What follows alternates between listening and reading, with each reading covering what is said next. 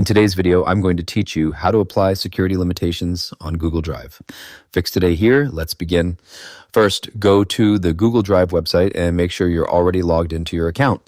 Once your Drive dashboard loads, locate the file or folder that you want to secure. After finding the file or folder, right-click on it to open the context menu. From the menu, hover over Share and then select Share from the submenu.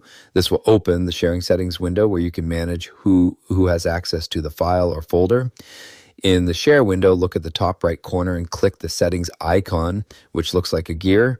This will open the advanced sharing settings. Inside the settings panel, uncheck the option that says editors can change permissions and share.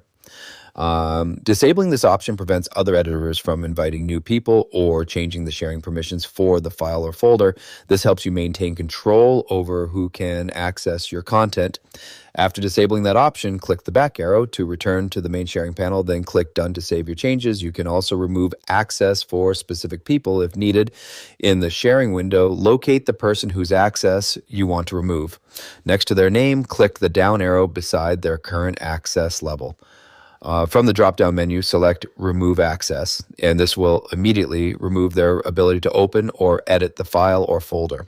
If you are working with a shared space and want to hide a sensitive subfolder from others, right-click that folder, select Share, then click the Settings gear icon again. Inside the settings, turn on the option labeled Limit Access. This restricts visibility so only selected users can see that folder. For the highest level of security, review the General Access section in the sharing settings. If it is set to anyone with a link, change it to restricted. This ensures that only the people you explicitly invite can access the file or folder.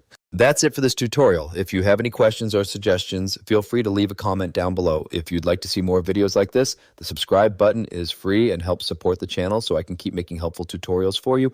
I'll see you in the next video.